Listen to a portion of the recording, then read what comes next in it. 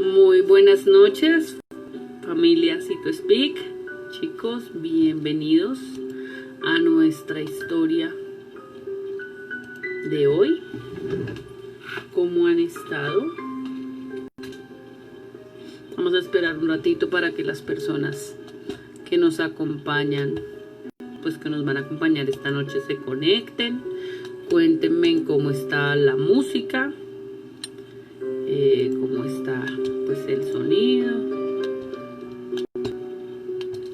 todo lo que ustedes consideren.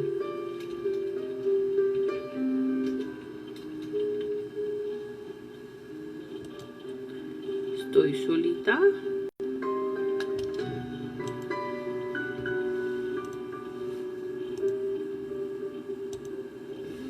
Listo, ya queda todo. Buenas noches.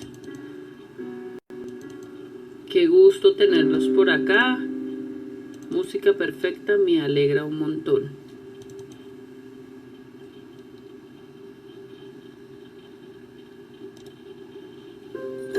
Esta noche me alegra muchísimo. Hoy decidimos transmitir desde acá, desde el perfil nuevamente. Hemos estado transmitiendo desde varios lugares, a ver cómo nos va y que nos acompañen ustedes. Eso sí, los invito a que me saluden, a darle su saludito a la página y a darnos like para seguir hablando un montón acerca de todo lo que estamos viendo. Esteban, Ángel Esteban, buenas noches, qué gusto tenerte por acá. Qué chévere, bienvenido. Hoy se pueden dar cuenta con su suétercito abrigado. Ha hecho un frío increíble en Bogotá y esperamos que esto mejore un poquito. Bueno, buenas noches Jenny, bienvenida, genial que estés aquí pendiente de todos nosotros, que nos estés acompañando. Bueno, hoy les cuento, hoy les traigo una historia de Algernon Blackwood. Es uno de los grandes maestros del relato de terror psicológico de todos los tiempos.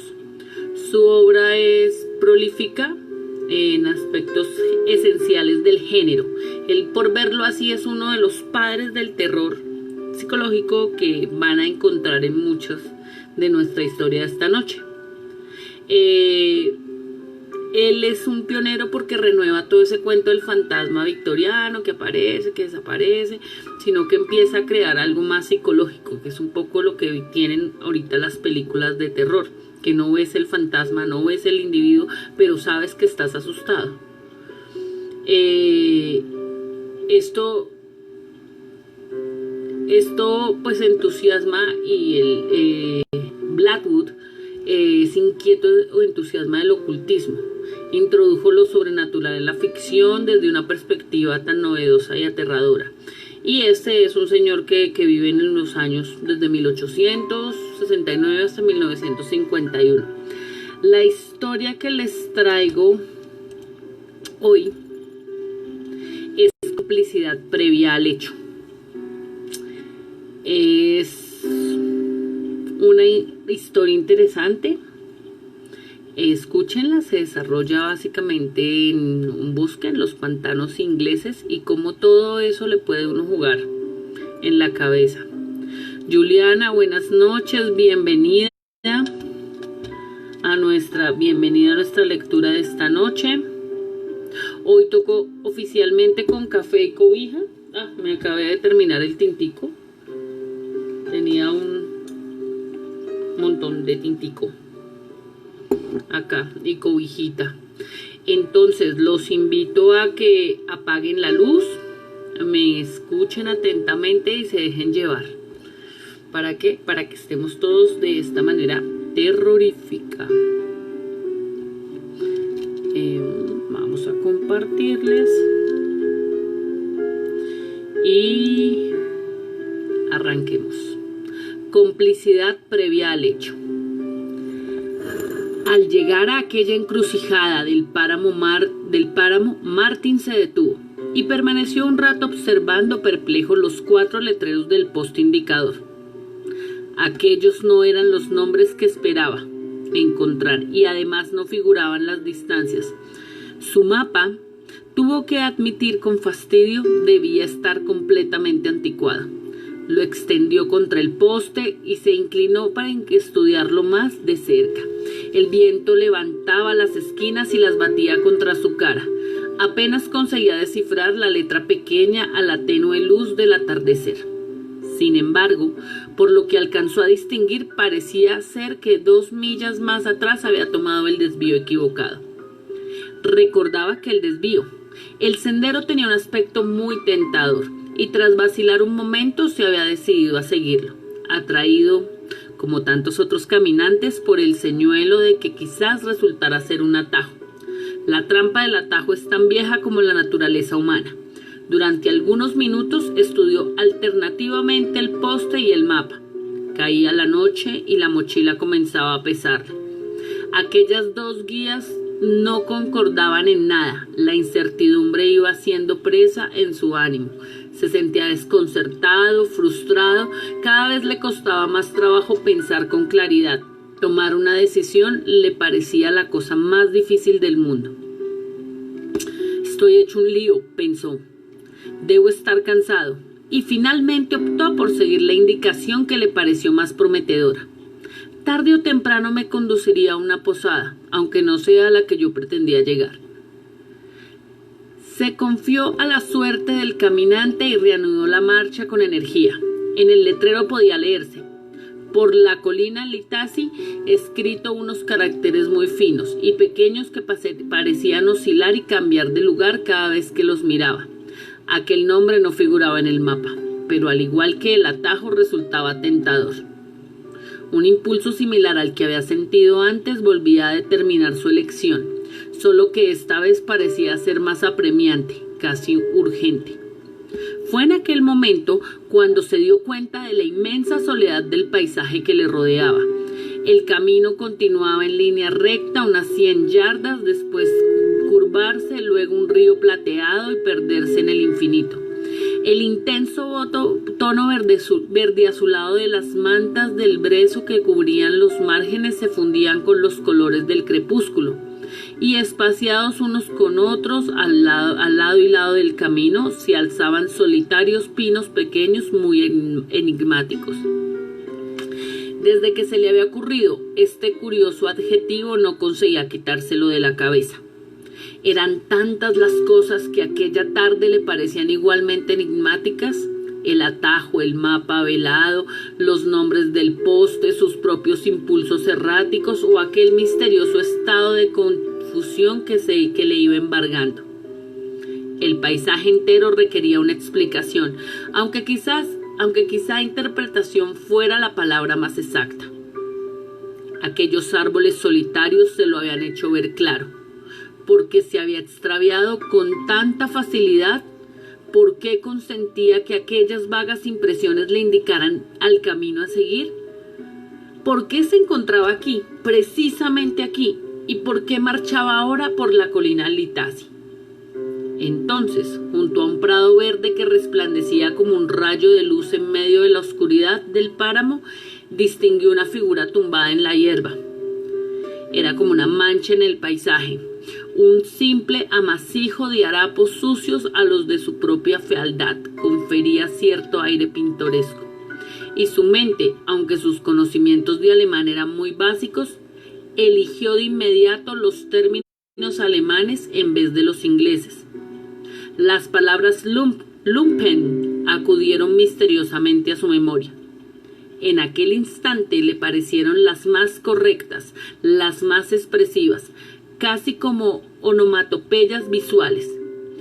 Si tal cosa fuera posible, ni harapos ni rufián habría hecho justicia a lo que acababa de ver. Solo un alemán se podía describir aquello con alguna precisión. Aquel era un mensaje que le enviaba a su lado irracional, pero aparentemente le pasó desapercibido. Un momento después el vagabundo se incorporó y le preguntó la hora. Lo hizo en alemán, y Martin, sin dudarlo en un instante, le respondió también en alemán: 6:30. Las 6:30. No le falló su intuición. Un vistazo al reloj cuando lo miró un poco más tarde se lo confirmó. Oyó que el hombre le decía con esta solapada insolencia tan característica de los vagabundos: gracias, muy agradecido. Martin no había enseñado el reloj y otra intuición de su subconsciente que había obedecido. Con el ánimo agitado por una extraña mezcla de ideas y sentimientos, avivó el paso y prosiguió su marcha por la soledad del camino. De alguna manera sabía que le haría esa pregunta y que se la haría en alemán. Aquello hacía que se sintiera nervioso y abatido. Pero había otra cosa que también le había contribuido a ese estado de nerviosismo y abatimiento. Por alguna extraña razón, también se la esperaba y no se había equivocado. Cuando aquel bulto marrón cubierto de harapos se incorporó para hacerle la pregunta, una parte de él había permanecido tendida en la hierba. Había otro bulto marrón y sucio. Eran dos los vagabundos. Pudo verles perfectamente la cara, tras sus barbas desaliñadas y medio ocultos por unos viejos sombreros. Descubrió unos rostros desagradables y sagaces que le observaban con atención mientras pasaba delante de ellos y le seguían con la mirada. Durante un segundo los había mirado fijamente para poder identificarlos mejor, y había comprendido con horror que sus rostros eran demasiado delicados, demasiado finos y astutos para ser los de unos simples vagabundos. Aquellos hombres no eran ni mucho menos unos vagabundos, estaban disfrazados. Qué manera más furtiva de mirarme, pensó, mientras se alejaba deprisa por el camino ensombrecido, plenamente consciente ahora de la abrumadora soledad y desolación del páramo que le rodeaba. Lleno de inquietud y de angustia, aceleró aún más la marcha. De pronto, mientras pensaba en el importuno ruido que hacían sus botas de clavos al golpear en la dura superficie del camino, irrumpieron en su mente todo un conjunto de cosas que le habían obsesionado por parecerle enigmáticas. Le comunicaban su único y categórico mensaje, que todo aquello no tenía nada que ver con él. De ahí su confusión y su perplejidad, que se había entrometido en un escenario que no le correspondía, que estaba invadiendo el territorio vital de otra persona. Al tomar algún desvío interno erróneo, se había situado en medio de un conjunto de fuerzas desconocidas que operaban en el pequeño mundo de otro individuo. Sin darse cuenta, en algún lugar había traspasado ese umbral, y ahora ya se había adentrado demasiado. Era un intruso, un intrometido, un mirón. Estaba escuchando, sus oídos captaban cosas que no tenían ningún derecho a conocer, porque no era él quien estaban dirigidas. Como un barco en alta mar, interceptaba señales de radio que no alcanzaba a descifrar, porque su receptor no estaba correctamente sintonizado. Pero había algo más. Aquellos mensajes advertían algún peligro. El miedo, como la noche, se abatió sobre él. Estaba atrapado en una red de fuerzas sutiles y profundas que eran incapaz de controlar, pues desconocía tanto su origen como su propósito. Le habían conducido hacia una inmensa trampa psíquica, elaborada con todo detalle, pero concebida para otra persona. Algo le había traído hacia ella, algo del paisaje, en la hora del día de su estado de ánimo. Alguna oculta debilidad interna había hecho de él una presa fácil. Su miedo pasó a convertirse en terror. Lo que sucedió entonces ocurrió con tal rapidez y en tan corto espacio de tiempo que le pareció que todo ello se comprimía en un solo instante. Ocurrió de golpe, como un torbellino, no hubo forma de evitarlo, haciendo heces de un lado a otro en el camino. Avanzaba hacia él un hombre que sin duda fingía estar borracho. Era un vagabundo. Cuando Martin se apartó para dejarle el paso, los bandazos se transformaron en una acometida y el tipo se le vino encima.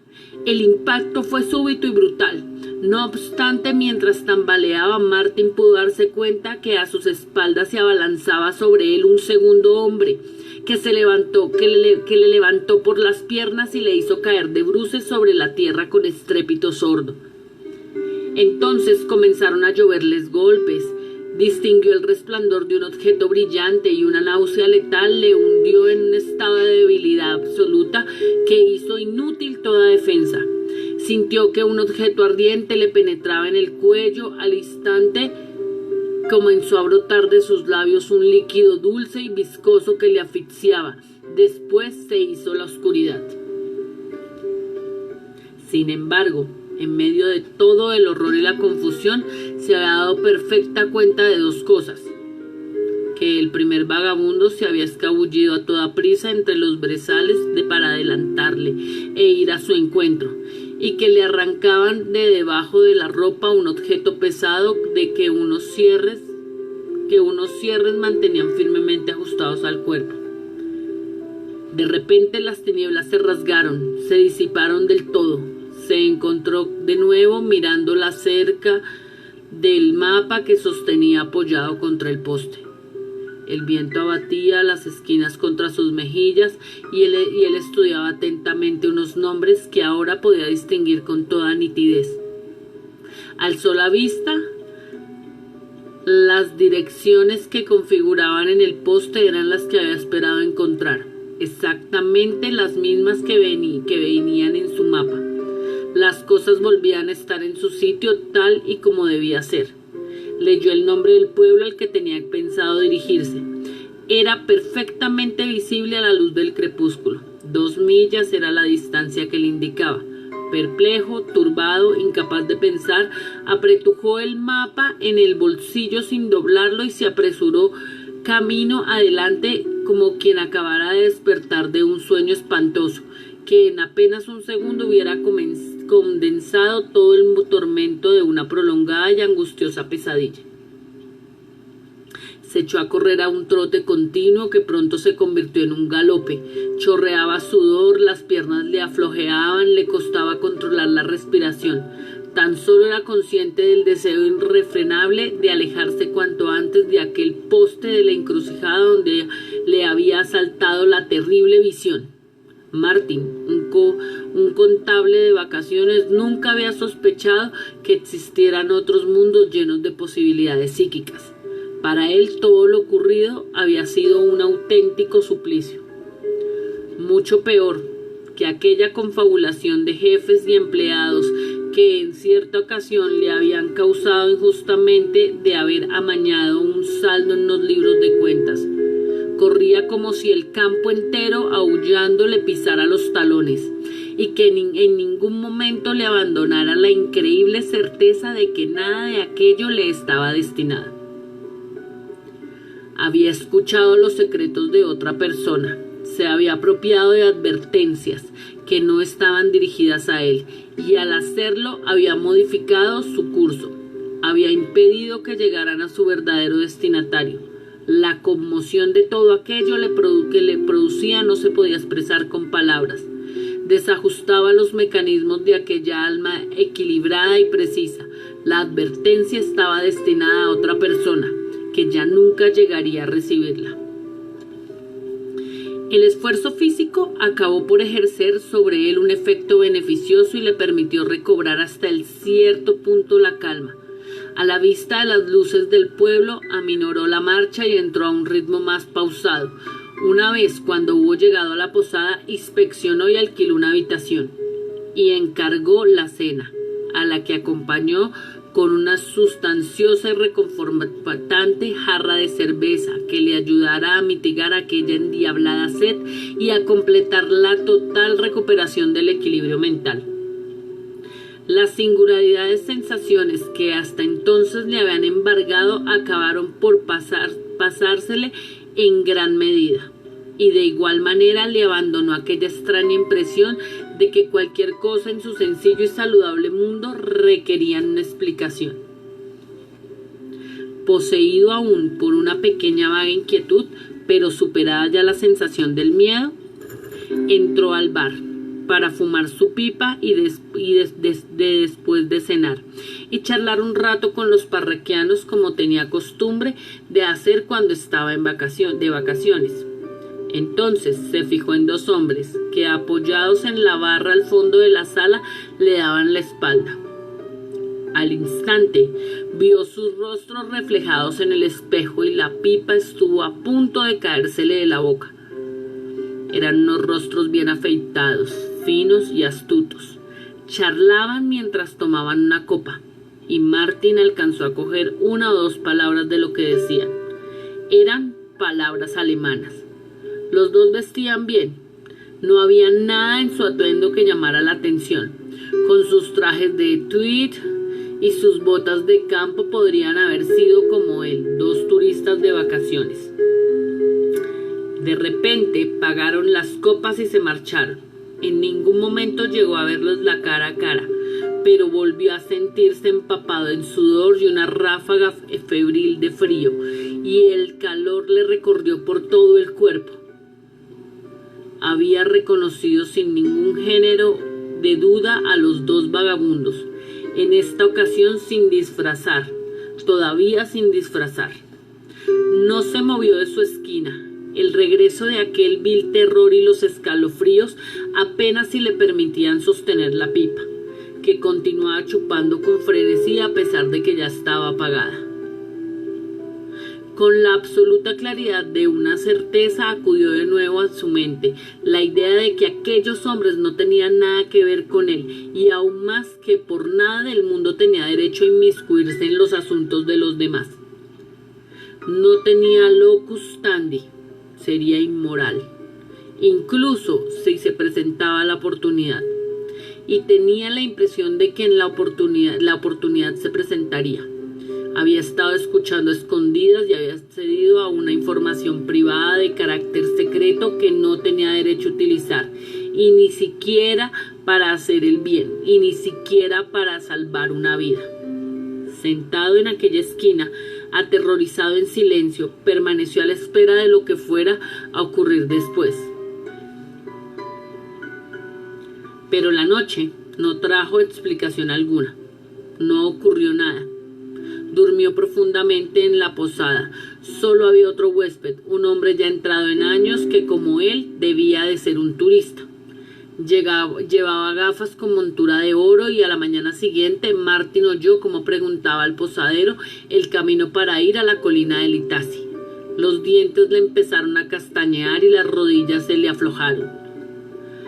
«Doble a la izquierda en el cruce de los caminos», se apresuró a decir Martin antes de que el posadero alcanzara a responderle. «Encontrará el poste indicador a 2 millas de aquí. A partir de entonces es cosa de otras 4 millas». Con espanto se preguntó cómo diablos podía saber esa información. «Yo voy en la misma dirección», dijo a continuación. «Le acompaño un rato si no le importa». Aquellas palabras le habían surgido de manera espontánea, de golpe y sin pensar. Su dirección era justo la contraria, pero no quería que aquel hombre fuera solo. El desconocido, sin embargo, eludió amablemente su ofrecimiento de compañía. Le dio las gracias y le comentó que no tenía pensado partir hasta que el día estuviera más avanzado. Los tres se encontraron junto al abrevadero que tenía frente a la posada, y en ese preciso instante un vagabundo que avanza encorvado por el camino alzó la vista y les preguntó la hora. Fue el hombre de las gafas con montura de oro quien respondió. «Muchas gracias y muy agradecido», dijo el vagabundo mientras se alejaba en aquel caminar encorvado y cansino.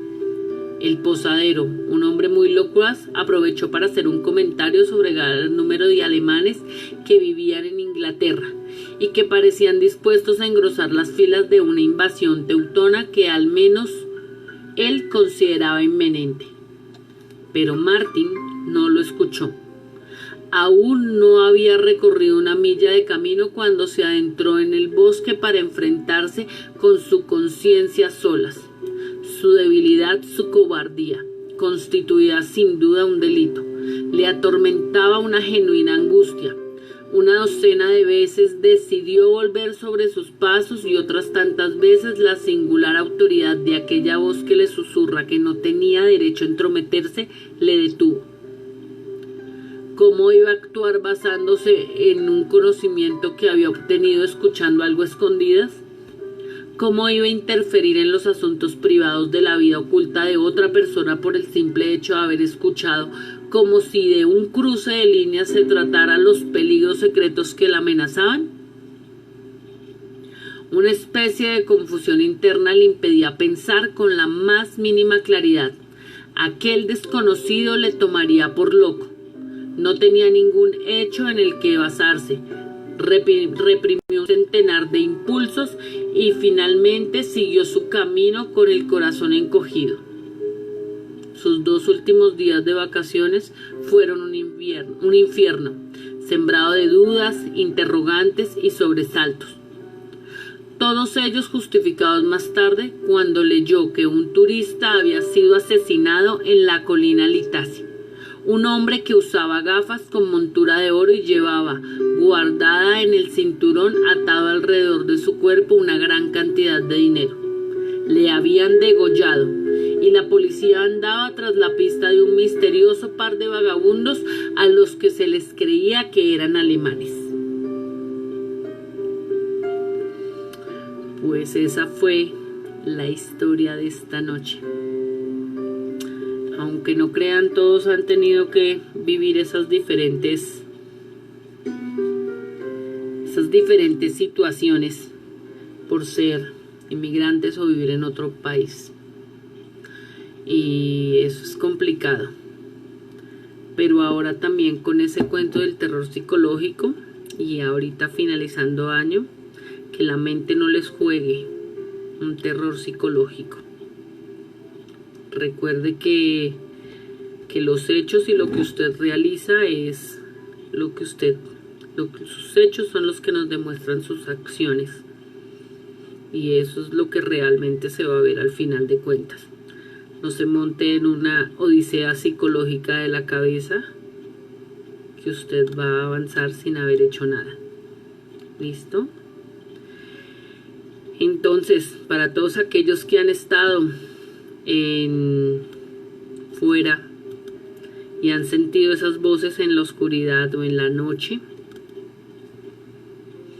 háganle caso a sus instintos. Y es mejor tener una conciencia tranquila y no estar por ahí haciéndole. No hacer nada por alguien, ¿vale? Muchísimas gracias. Ha sido un placer haberlos acompañado esta noche. Y mañana más historias de terror o de lo que quieran. Chao. Y con mucho frío, porfa. Arrópense bien. Feliz noche.